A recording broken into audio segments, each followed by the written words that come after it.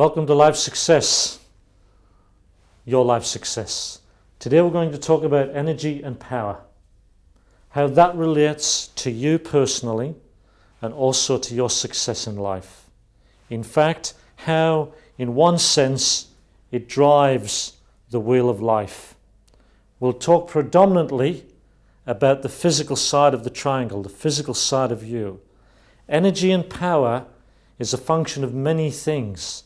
And in other parts of this educational series, you'll find many other principles which will help you with your energy and your power.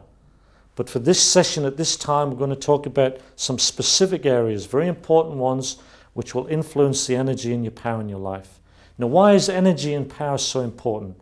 Maybe that's a self-explanatory answer that you would give. But let me share this little experience with you. I've noticed that many times first thing in the morning I feel much better than I do last thing at night. In other words, first thing in the morning I feel more confident, more positive, more ambitious, more that I can achieve the things that I want to achieve. Sometimes in the evening when I'm really tired and really fatigued, I just want to stop the world and get off. I've really noticed that. Not all the time, but in its extremes, I've noticed the difference that when I have energy, I feel much better. Life is much better. When I'm tired, when I'm fatigued, it affects my emotions, it affects the way I treat others, it affects my ambitions, it affects the quality of my life. So to put it simply, the energy and the power that you have within you influences the quality that you have in your life and influences others also. It is really important and I can't emphasize it enough. So let's work together now for the next hour or so on how to get more energy and power in your life. As I've already mentioned, there are many principles which will govern this. Let's look at some of the physical systems that actually influence your energy and your power. Very important. Energy and power. The systems that influence those. The structural system. We've talked elsewhere about the importance of the structural system. We discussed arthritis and the skeletal system and what you can do to strengthen your skeletal system. We've talked a lot previously in other sections about exercise, diet and nutrition. How important those three things are in every area of your life, but particularly in energy and power. So let's look at some of these systems. Because in other parts of the series, we've discussed these in more depth. We'll just touch on them briefly here to form a nice complete picture. And the ones that we feel are important for this subject we'll deal in more detail. Your structural system, as we've said, exercise, diet and nutrition will improve and maximize your structural system. Your cardiovascular system, we talked about that in the Fountain of Youth section of the video series. So I'd refer you to that. The lymphatic system, part of your cleansing system.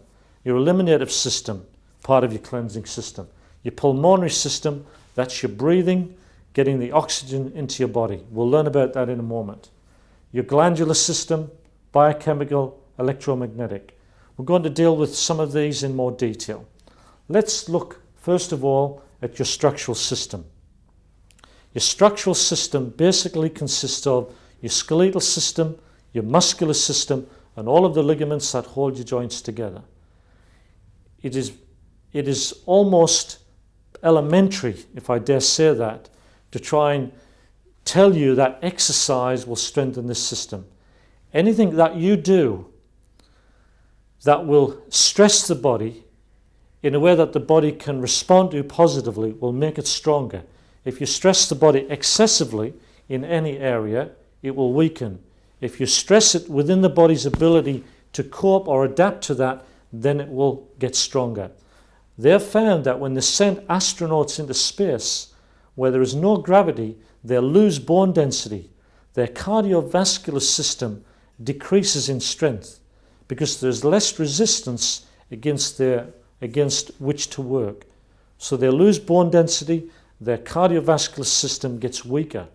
So resistance or opposition is very important. That's why you need something against which to pit your muscles. They found in the States that when they get elderly people to do light exercises or exercises using light weights, that they actually improve. They have actually found that people that are confined to wheelchairs can get up and walk when they go through a progressive system of exercise. Why? Because it will strengthen the structural system of the body, the muscular and the skeletal system. If exercise will help someone who is elderly, it will also help anyone at any stage in their lives. So I can't emphasize strongly enough how important exercise is in developing energy and power. There is a substance called ATP. Let's just put that up on the board for you.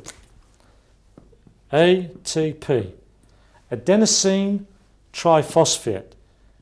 That is the energy currency of your body.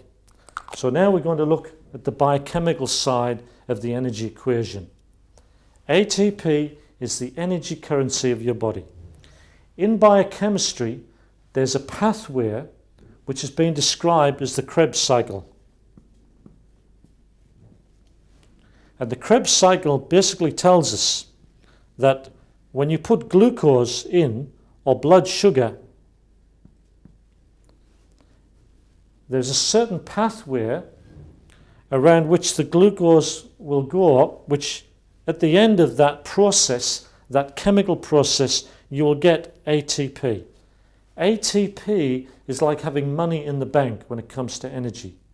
The more ATP you have stored, the more energy you will have. In other words, if you need to run around the block, or if you need to do something that requires exertion, the body uses its stores of ATP to produce that energy. So ATP is an energy currency. The glucose, or the sugar in your blood, is used by the body to manufacture or create ATP. And so you'll hear the ads on TV which say, sugar gives you energy. Is that true? Partly true. Sugar contributes to your energy. You need other things. Now, this is very important. You need such things as nutrition. What do we mean by nutrition? We mean you need vitamins, minerals, enzymes, and amino acids. You need all those four things in order to create energy in your body. So if you eat a diet that is predominantly glucose-based and minus the nutrition, guess what happens? You won't get your ATP and you won't get your energy, because you'll have an excess of this and not enough of this. You will find that most diets have plenty of sugar in it. Sugar is everywhere. Sugar is in all our food. It's added in a real sense. We have too much glucose or too much sugar in our diet. And you know what the body does with excess sugar? It stores it as fat. Fat is simply stored energy. But if you don't have the right nutrition, then it's very difficult for the body to use either stored energy, which is fat, or readily accessible energy in the form of sugar or glucose. And so it's very important to have the right nutrition in order to supply the right amount of ATP. Now there's something else too. We said earlier that if you use your body sensibly or ask it to do something, it will get better at doing it. That is a basic fundamental principle. It's the same with ATP. When you exercise, the body has to use up its stores of ATP. So what the body does in response to that, it says, well, if this person is going to keep up doing this exercise, we're going to have to make more ATP to meet that need. And so believe it or not, even though when you exercise you use up energy, the body in response to your exercise will create more energy or more ATP for the next time you exercise. So naturally you feel tired after you exercise, you've used up your stores of energy. But in response to that, your body will then create more stores of ATP, so you have more ready energy available to you. Very important principle to understand. So we've talked about nutrition, we've talked about exercise. Nutrition fits the biochemical side of the body. The exercise fits the structural side of the body.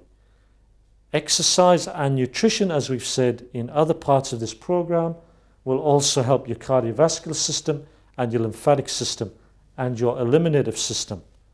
So these two things, nutrition and exercise, will not only help your production of ATP, but will also help the other systems of your body.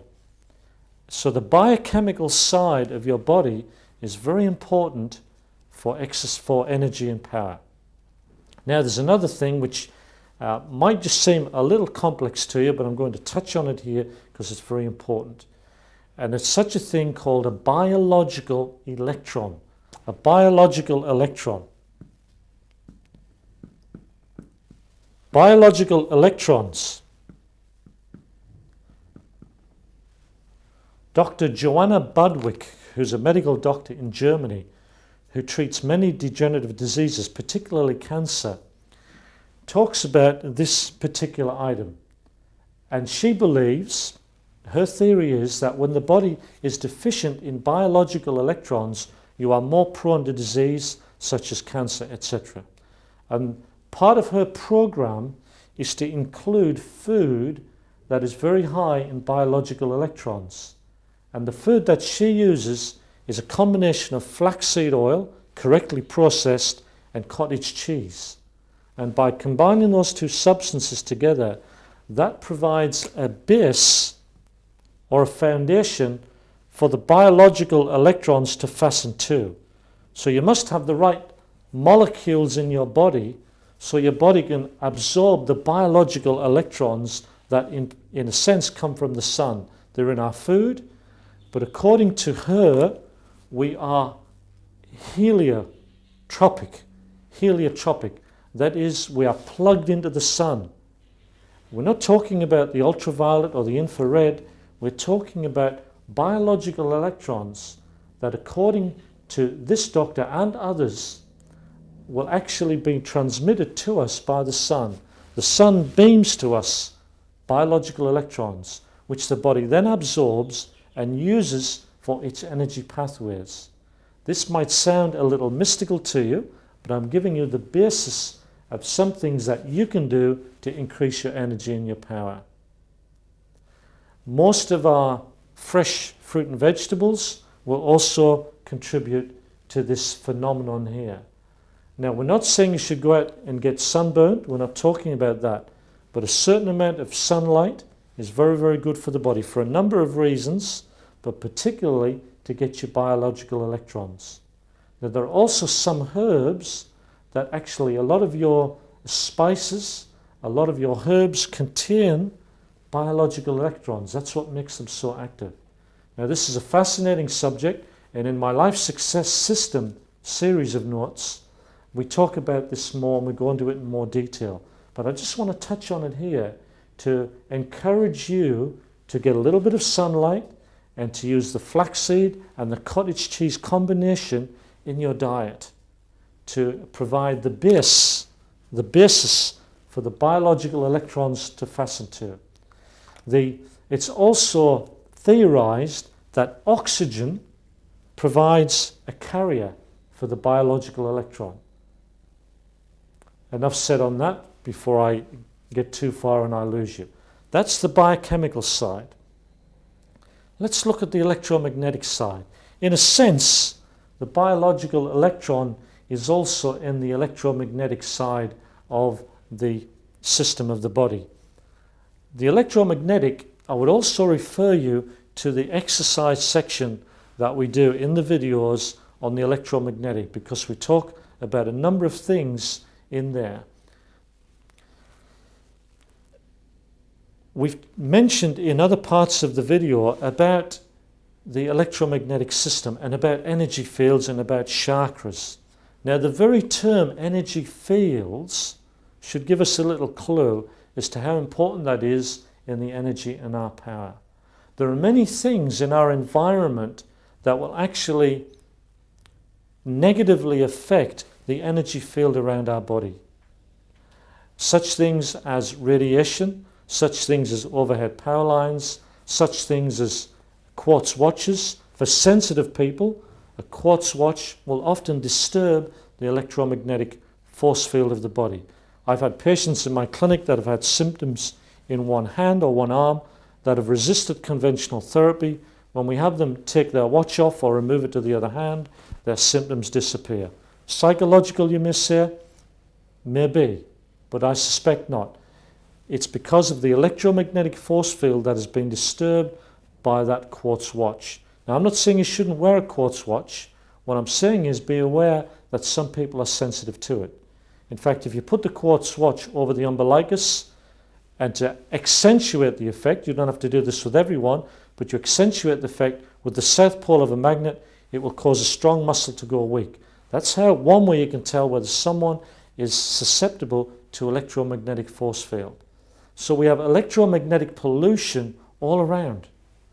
The thing is, you can't always see it, you can't always feel it, although some people are sensitive to it. And they have devised equipment now. There is electrical equipment devised that will pick up electromagnetic negative stress. It will actually detect it. A lot of it comes from your power box.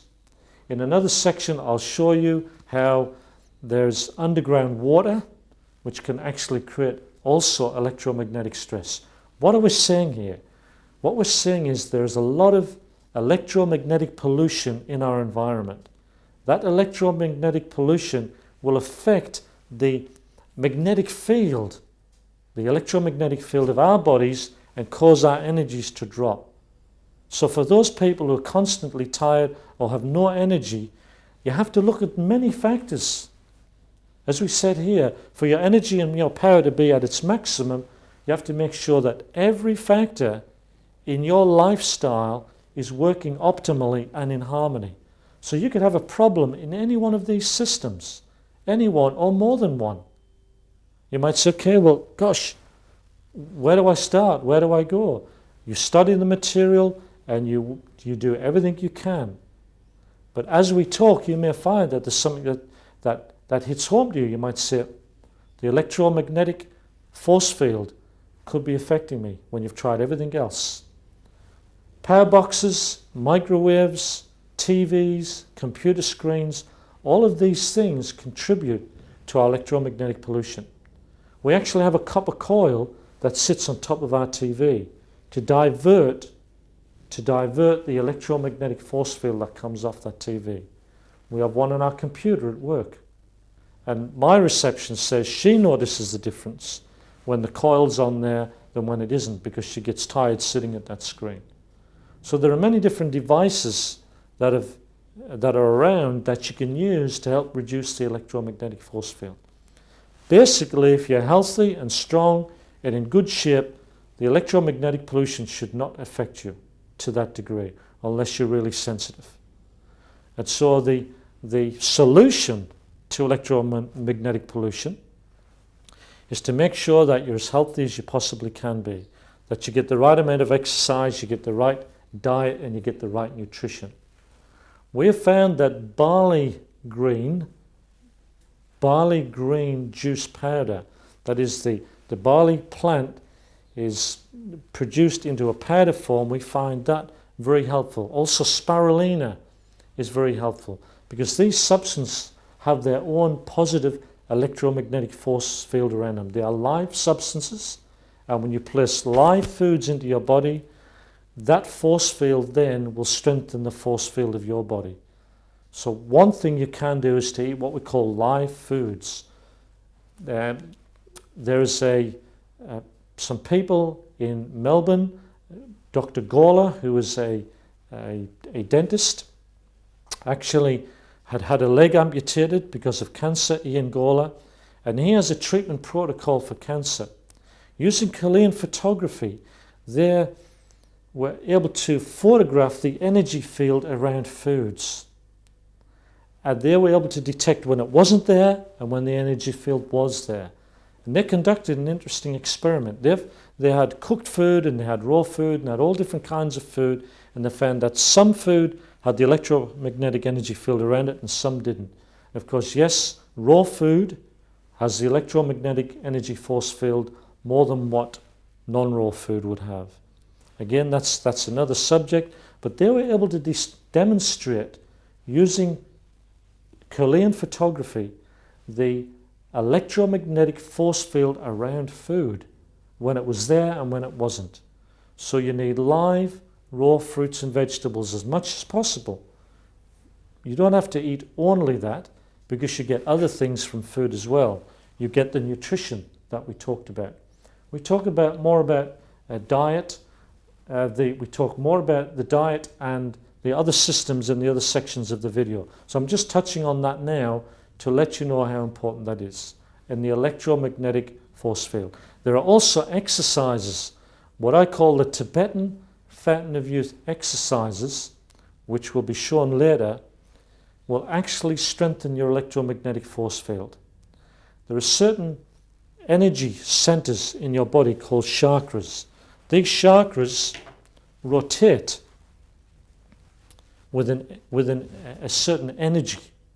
And the different thoughts that you think, the emotions that you have, will affect the rotation or the amount of energy in these chakras.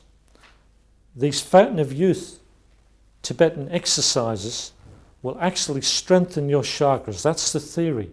And I've been doing these Tibetan Fountain of Youth exercises for some time now. I went to a seminar where a practitioner was treating people for their chakras. And he found virtually everybody in that seminar that he treated or that checked, which was a lot of people, had an imbalance in their chakras. I was very interested to get checked out by him, and he said to me, "You're one of the few people where all of your chakras are balanced." And I said, "Well, why do you think that is?" And he said, "Well, I don't know." But he said, "Your chakras are all balanced." And he says, "You meet very few people who have balanced chakras."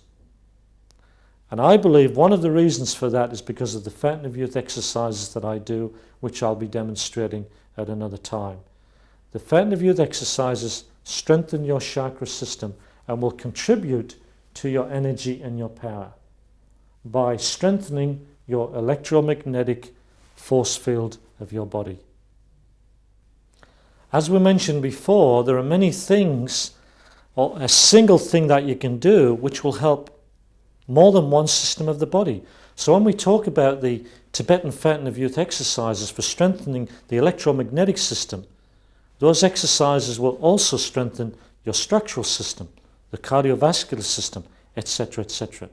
And so it's, even though we separate it and we talk about it separately for ease of understanding and application, in effect everything works in together, everything works in harmoniously, or at least should. Every system affects the other system. The emotions affect the body affects the emotions, etc. So each system will affect the other. So please bear in mind that as we talk about things separately, they're not really separate issues. They all blend in, they all fit in with each other. So I will tend to move backwards and forwards from one system to another to help you see how they connect. Looking at the biochemical system again, we talked about sugar, about how in a very real sense, sugar is an energy robber. It actually can create tiredness because we tend to get too much of it. So one of the greatest things you can do to improve your energy levels is to reduce your sugar. There's something else which is an energy robber, and that is yeast. Yeast or fungal overgrowth in your body will actually compete with your body cells for the sugar or the energy that is available. The fungus or the yeast is a living cell. It needs sugar to be able to live and reproduce, and so these conditions are very common. We find them in lots of people. In women, they can produce thrush. They can produce skin problems in anyone. They can produce tiredness, weakened immune system. They're often present in combination with allergies. We've used a sugar control diet in our clinic now for many, many years with great effect, especially to increase energy levels. And what we do is we encourage more protein, more fruit and vegetables, and less sugar to help correct the body's sugar chemistry. So another thing you can do to help increase your energy levels is to watch your yeast. Now, of course, beer and wine are very, very high in yeast. They're fermented products, so anything which is fermented will often have a yeast base. Does that mean to say everybody should avoid yeast? No, we're not saying that. What we're saying is those that are susceptible to yeast or fungal overgrowth in their body should minimize their yeast-containing products. Bread, Vegemite, Promite, your alcohol, those sorts of things. Even B vitamins, which normally give you energy, are made from yeast, and if you have a yeast problem, can become counterproductive. Sound a bit complicated? Well, I'm giving you the basics so that if that applies to you, if you can find out that that applies to you, then you can remove the yeast from your diet. Maybe you can do it as an experiment. Just try eliminating sugar and yeast from your diet and see what happens. So that's looking at the biochemical side again. Let me mention allergies. Almost everyone that I know or that I've had examined or tested will have a reaction or a sensitivity or an intolerance to certain foods. There will be very few people that can just eat what they like when they like, particularly when the body is under other forms of stress. So allergies or food intolerances are very, very common. Now, some of us can have them in an obvious way, some of us may have them in a not so obvious way. Allergies can create the usual reactions of sneezing, itching eyes, itching skin, etc. But allergies can also have a more insidious chronic effect on the body by weakening your immune system and by creating tiredness. So if tiredness is one of your problems, you may need to get checked out to see if you have any food intolerances. And in fact, a common one is wheat. Even though wheat is a very good food and a very staple part of our diet, wheat in many people is a problem. And I think partly because we have so much of it in our diet. One key to helping you to avoid developing food tolerances is to use rotation. It's very important not to have the same thing at the same meal every day. For instance, for breakfast, try not to have the same thing every morning for breakfast. Try and vary your food. And I also believe in protein breakfasts. Now, I know the Fit for Life program works for many, many people, and it's very, very popular and very effective, which is basically fruit for breakfast. If you can do that, that's wonderful because it puts the body through a cleansing action. But some people find it difficult to survive on fruit for breakfast. So if you're what we call a fast metabolizer type, that tends to be on the thin side, then I would warn you against using just fruit for breakfast. By all means, use fruit with something else, but I would encourage those of you who have the fast metabolism type to use a protein breakfast, or at least have some protein in the middle of the day. And why do we say protein? It needs to be good source quality protein, because protein will help regulate your blood sugar levels. Your energy is influenced very much by the sugar levels in your blood. And you need to keep them within certain limits, not too high, not too low. And by having a protein breakfast, that stabilizes the blood sugar for the rest of the day. And that's very important. So by all means use fruit, but try and have fruit in between meals or either before meals. But if, depending upon your body type, yes, go for fruit for breakfast, but if you have fruit for breakfast, try and have a protein lunch. If you're the other type, if you're a fast metabolizer, not a slow metabolizer, I would suggest the protein breakfast, and then perhaps you can have fruit for lunch or fruit for your evening meal, that you can cleanse the body later on in the day rather than at the beginning of the day. So let me repeat that. Slow metabolizers, those that put on weight easily, by all means try the fruit for breakfast. And if it doesn't work for you, then do it the other way around. Fruit later on in the day, cleanse the body towards the evening rather than cleanse the body in the beginning of the day. Trial and error, decide what works for you best. Let's look at the glandular system now. I suppose of any of the systems in the body, the one that would influence your energy and your power the most, it could be argued would be the glandular system. So we're going to look at that in some detail in this section of the video. The glandular system of the body, as it mentions, consists of your glands, or it's also been called the endocrine system. And in a man it's different to a woman, and that's why a man has a different shape to a woman, because a man has a different glandular or a different endocrine system, and he secretes different amounts of hormones. A man secretes more testosterone, for instance. Testosterone is the hormone that determines how much muscle we have in our body. And obviously how much muscle we have would determine how much energy and power we have also. A woman secretes less testosterone. She does have some, but it's less. And that's why a woman is simply, in general, we're speaking generally, and we're not trying to be sexist here, but that's a fact, that women will have less muscle and more fat than what a man has. And that's normal for a woman. That's the way she's designed to be like that. And so what we're looking at is how to maximize the glandular system in both men and women. All of the things we've mentioned before are all important. They will all maximize the function of the glandular system. Exercise, diet, and nutrition. Now, there are certain foods or certain herbs or certain nutritional substances that will enhance the function of the glandular system. We all know about steroids, and we all know the effect that has on the glandular and on the muscular system of the body. It can make someone much more powerful, much more fitter, much more muscular than they would be normally by taking steroids. All steroids are really hormones that the body would produce itself, except when you take a steroid, you're taking more. The problem is that that steroid is not a human source. It is an animal or a synthetic source, and as such can actually cause detriment to the other parts of the body, such as the liver, that has to break that biochemical substance down. So steroids can harm other parts of the body, even though they will maximize other systems. And that's an interesting concept in what we call unnatural methods. Unnatural methods may help one system, but it may hurt another system, where natural methods will work harmoniously to help all systems of your body.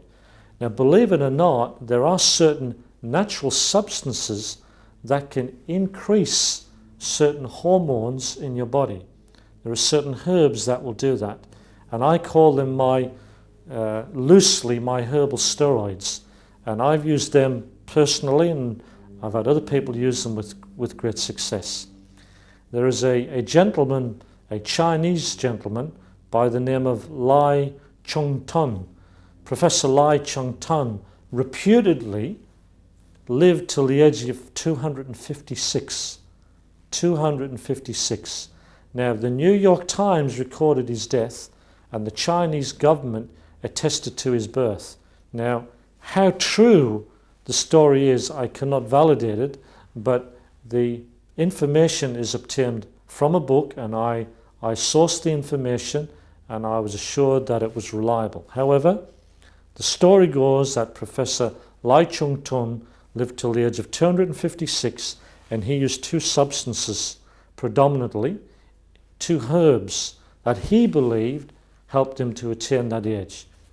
Perhaps he wasn't 256. Perhaps he was only 156. Perhaps he was only 100. I don't know. But that's how the story goes. And there are two substances, and one of them is Gotu Kola, and the other one is ginseng. Now, there are a number of herbs that I believe, or that I know, will enhance your performance by working on the glandular system. Your glandular system, in particular the adrenal glands, are what help you cope with stress, particularly emotional stress, mental stress, so that when you are under stress, your adrenal glands have to work harder and secrete certain hormones that help your body cope with stress. Now, when a woman goes through menopause, the ovaries stop secreting estrogen. It's then the job of the adrenal glands to secrete the estrogen that the body of the woman needs. Invariably, because of our lifestyle, most of us are under stress and excessive stress. So if those adrenal glands have been depleted, or they're currently having a great demand placed upon them from stress, it is difficult for them to work extra or to work overtime to produce the other hormones that the body needs to produce the estrogen. And so a woman will often go through what is called menopausal symptoms, the hot flushing, the emotional swings, the moods, and she will not even understand what is happening many times. And so these mood swings or these emotional disturbances are simply because the body is not secreting both the right amount of estrogen, but also the right amount of other hormones that the body needs to cope with stress. So she'll not cope with stress as easily. And so it's very important to support the adrenal glands as part of the glandular system. And the adrenal glands, of course, are a dominant source of your power. And so the herbs that will strengthen your adrenal glands are, as we mentioned, the gotcha cola, your ginseng, your licorice, your sarsaparilla, your damiana. Those are the basic herbs that will help your adrenal glands. Yes, there are others, and there are certain vitamins that will work on your adrenal glands. Your B vitamins, but of course ginseng also contains B vitamins. So if you have a yeast problem, which is causing an energy problem, use ginseng instead of B vitamins. B vitamins and vitamin C are two excellent vitamins for your adrenal glands. Minerals such as sodium, not iodized table salt, but organic salt, such as in vegetable salt. So sodium is very important for your adrenal glands. And you get sodium from things like zucchini and celery, which are very high in sodium. So just some of the foods and some of the substances that will help your glandular system. Another important gland in the body is the thyroid gland. Your thyroid gland, which sits here, will actually control your metabolism, whether you have a fast or a slow metabolism. Obviously, if you have a fast metabolism, you have more energy. Slow metabolism, you have less energy. So the balance of your thyroid gland is very important. And there are certain herbs, again, or foods that you can use to help your thyroid. I recommend kelp. There are a number of different mosses, such as Irish moss and Iceland moss, and other things that you can usually get in a herbal formula that will help your thyroid gland. Vitamin A, interestingly, will slow down your thyroid. That's another point to bear in mind. I'm not saying you shouldn't take vitamin A, but if you take it in excess, it can depress the function of your thyroid, slow your thyroid down. And so your thyroid is very important in your energy levels as part of your glandular system. And such things as kelp are very helpful. Now there's another substance which I'd like to recommend to you, and that is alfalfa. Alfalfa has been used by the Arabs for their horses. Because they found that when they feed the horse alfalfa, the horse performs much better. And now you can use alfalfa sprouts, or you can use the alfalfa tablets, which will help not only your glandular system, but alfalfa works on your pituitary gland. Your pituitary gland is the master gland of your body. Your pituitary gland controls all the other glands. So what actually happens, your pituitary gland will, sitting up here, will actually send out messages to all the other glands of the body. So you'll have your thyroid here, you'll have your adrenal glands here, you'll have your ovaries, etc., etc. So your pituitary gland is the master gland of the body, and it will send out hormonal messages to all of these glands, telling them to either increase or reduce their production of their particular hormone. So the pituitary gland is very, very important. And alfalfa works to assist your pituitary gland. It supplies the nutrition that your pituitary gland needs to manufacture its hormones. See, what we're talking about here is not supplying the hormones.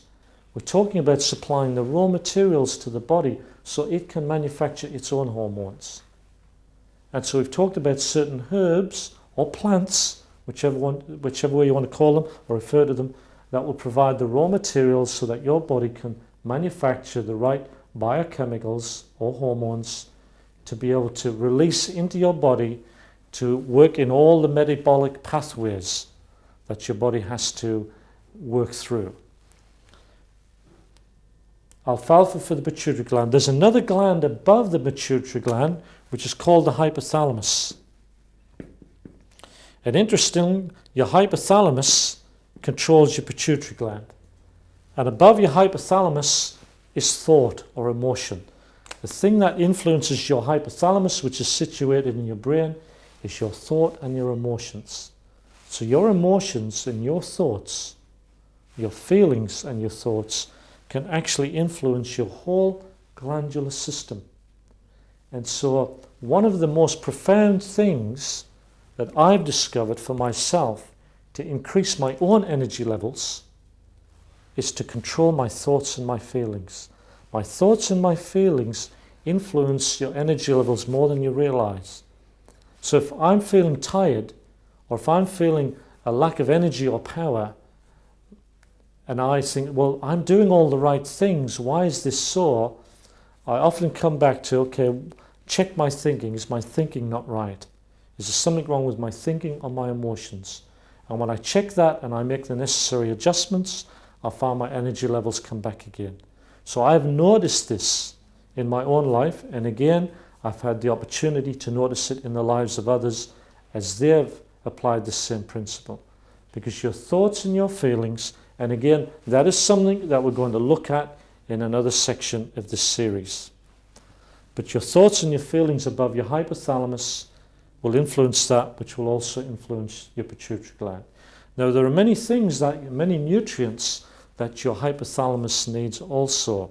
And in fact, your hypothalamus needs many of the same things that your thyroid gland does. So the things that you supply to your thyroid gland and your pituitary gland will also help your hypothalamus, particularly the mosses. But this might sound complicated when you have to take all these different things. And we could simplify it by saying, get a good supply of natural fruit and vegetables into your diet, take a good quality multivitamin and mineral, and you'd cover a lot of those areas. But of course, if you feel you have a deficiency in anything that we've talked about, or anything that we will talk about, then of course you can try the different things that I've mentioned. But if you were going to try everything that I've mentioned, then you wouldn't get through the day. And that's not the idea. And again, I refer back to the Life Success System, which is the written work on this, which reveals to you different programs that you can use for different things. And perhaps everything that I'm talking about will not apply to everybody anywhere. Certain sections of what I talk about will apply to you. Okay, let's get back to the glandular system now, which we talked about, the things that you can do to maximize your glandular function. Again, we come back to the basic formula of exercise, diet, and nutrition. And we've talked about some of the elements that you can do with those. Just coming back to exercise again, we said earlier how exercise helps many systems in the body. I believe that the single most effective exercise for your body is rebound exercise. Rebound exercise, if done gently, as we mentioned before, will help your lymphatic and your eliminative and your pulmonary system. Aerobic exercise simply means done with oxygen is very important. We talked earlier about ATP, about the energy currency of your body. I'd like now just to dwell upon aerobic exercise. Aerobic exercise is that type of exercise that makes your lungs and your heart work harder. And there are certain types of exercises that are aerobic and certain types that aren't. Now, non-aerobic exercises will still help your structural system, but in order to help your cardiovascular, pulmonary system, it must be aerobic to maximize the delivery system to the cell. You recall in another section, we said that the fundamental unit of the body is the cell. Every part of your body consists of cells, every part. And every cell needs certain things in order to function correctly. It needs a supply of oxygen, which is delivered from the lungs through the arterial system into the capillaries to the cells. The arterial system is the delivery system to every cell in your body. It supplies all the nutrients and the oxygen that you need. Aerobic exercise strengthens this system better than anything else. It strengthens your heart and it strengthens your lungs. Why? Because it places a demand upon that system.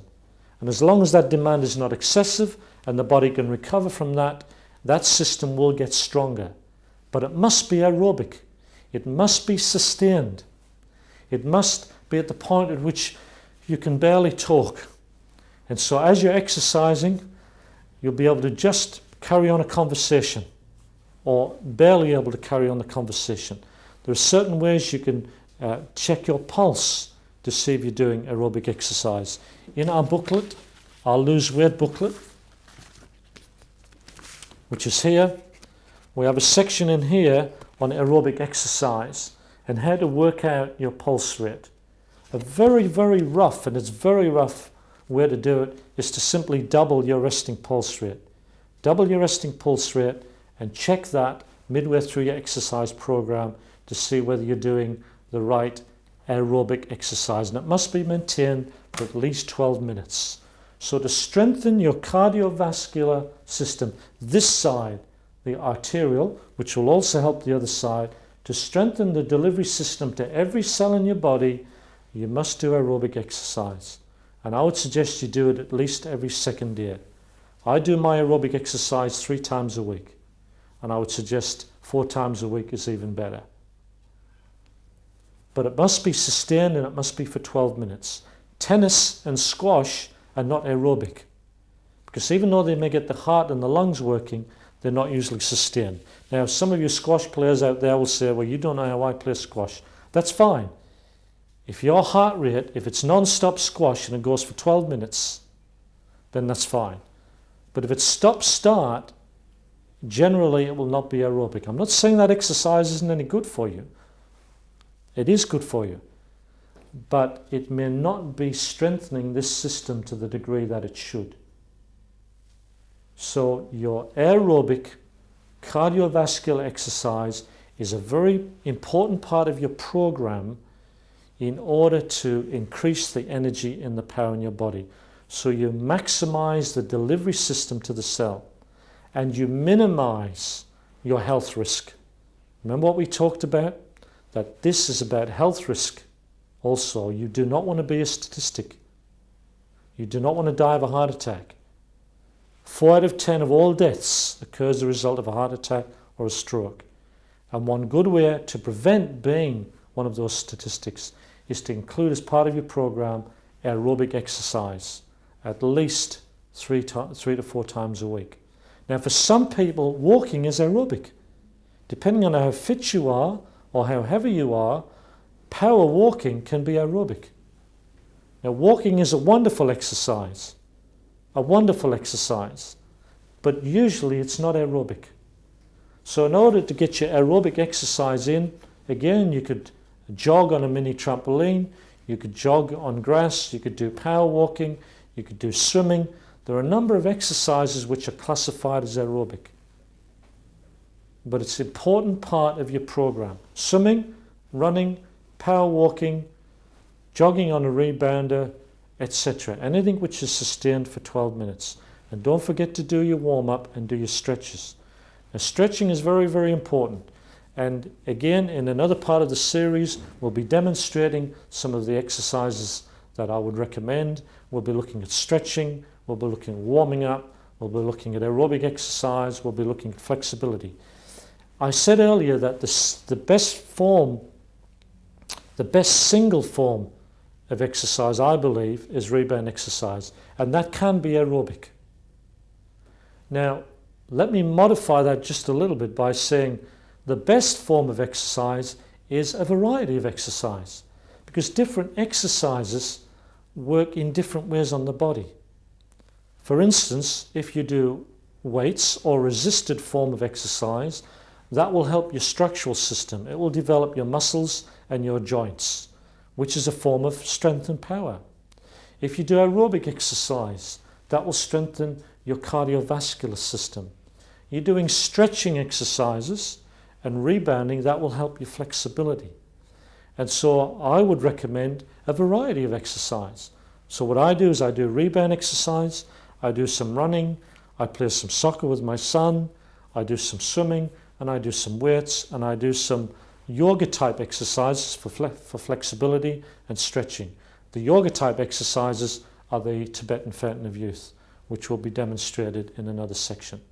So what I'm saying is, if you can have a variety of exercise in there, then that's better. One other point on exercise, it's important to have the right mental attitude when you exercise. If you're thinking, not much longer now, I've got to get through this, if you drag yourself through it, there will be some benefit. But the power of the mind cannot be overemphasized. So if you can focus your mind on the reason why you're doing this exercise, that is to have a strong and a powerful and a magnetic body. Sounds good, doesn't it? But if you want the energy and the power and you want the magnetism and you want to feel good and you want to look good and you want to be effective and you want to have peak performance and all those wonderful things, if you really want them, then you've got to exercise. And when you're exercising, think positive, think good, think strength, think beauty, think power, think energy.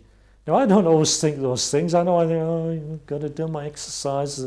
My attitude isn't always the best because I'm not perfect either. I'm just like you. But that's the ideal and that's what you should strive for. And I forget to do these things. I forget to use my mind. That's the big thing about mind power is remembering, because the way we use our minds is often by habit. Now, I don't want to get into that. That's another subject. But again, it's all connected. And it's often difficult to get all the information across in a balanced and a synergistic way, because it is all connected. And the more you connect it in, the more synergy you have, the more harmony you have, the more effect you'll have in your life. So have the right mental attitude when you're exercising. Do the right breathing. Concentrate. Think of what it is you're doing and why you want to do it. Because you want to be more successful in your life. You want to be happier. You want to have more power. You want to contribute to the lives of others. Have all these ideals in your mind as you're doing your exercise. And concentrate on what it is that you're looking for in your body. You don't want to be Arnold Schwarzenegger. Or maybe you do. But you don't want to have a body like that. The main reason for the exercise, well, some people do, some people don't. Whatever turns you on. But for me, I don't enjoy my exercise necessarily, but I do it for how it makes me feel. Sure, it's nice to look good as well, and it's nice to get the compliments, it's all very nice.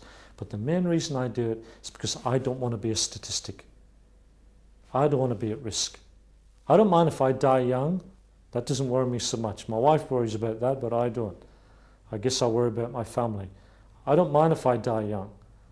But if I live till I'm older, I want to live well and I want to have the quality in my life. That's why I do these things. So that I have the quality for however long I live for. And if I live a long life, fine. But I want it to be healthy and I want it to be productive and I want to enjoy my life. And I want to be able to be an influence on others. Structural system and how important that is. And obviously exercise will strengthen this system. And we've said aerobic exercise is very important. A variety of exercise is important to give you the various benefits, such as the strength in the muscles, to give you the stamina through your aerobic cardiovascular exercise, to give you flexibility through your stretching and through your yoga type exercises. So the power that you have in your body, you need to have the strength, you need to have the endurance, you need to have the flexibility. So exercise can provide you with different things. We've talked about the diet, how important that is. How important it is to have a good form of protein in your diet and to be able to digest and assimilate that protein. There's an apparent paradox here with protein. Undigested and improperly assimilated protein can create a lot of problems. But the body needs protein as much as it needs anything. Protein is broken down to amino acids, which are the building blocks of the body. So your strength and your power is also based on the protein that you get in your diet. So I use a soy protein powder as part of my program because there are less byproducts from that. I use some meat, but I try and keep meat to a minimum because of the negative side of meat. But protein is very important, and it's very important to digest that protein and to assimilate it properly in the form of amino acids so that your body can reproduce itself. It can regenerate, and you don't get older sooner than what you should. So your diet's very important to get your enzymes, which we'll talk about in another section, your amino acids, your vitamins and your minerals. Now that's digestion, and we're going to talk about digestion in another section. We don't even have digestion listed up on here because we're going to talk about that a lot in another section, but I just wanted to mention it here before we close, how important your diet is to get your protein, your fruits and your vegetables, and your carbohydrates. Again, try and avoid your sugars and your fats as much as you can. Food combinations are very important, but again, that's another subject. So let's summarize. What have we said? In order to have energy and power in your life, in order to obtain the things that you really want in life, to have that driving force, to have that energy, to have that stamina, to have that strength, to have the magnetism, to feel good, to look good, the energy and the power are important. We've talked about some of the things that you can do in order to get this energy and power in your life. Now you probably notice I'm motivated at the moment. I am, because that's what I feel coming from me. I feel the energy and the power that's coming from me at this time that I want to communicate to you. And I want to encourage you to get out there and do something. Start now. Don't overdo it. Don't go out and try and achieve 1 year of benefit in one day. Start gradually and build up gradually. But I want to encourage you to go out there and to start your program. And if you get defeated, or if you get discouraged, or if you give it up, play the video again. Play the video again and get back into it again. Use this video as your motivation, as your encouragement, and go back again and do it. I know that you will not be sorry. I've seen the result in my life and in the lives of others. I love to be able to play soccer with my son. One of my greatest pleasures. I love to be able to do things with my family. I love to be able to dance with my daughters. I really enjoy that. I'm looking forward to a lot of that. A lot of the pleasures in life come from following these principles. I want to encourage you to do it, and I look forward to spending more time with you in another section of this series. Goodbye, and thank you for taking this time to take in this material. And I wish you every success, health and happiness in this part of your life. Goodbye.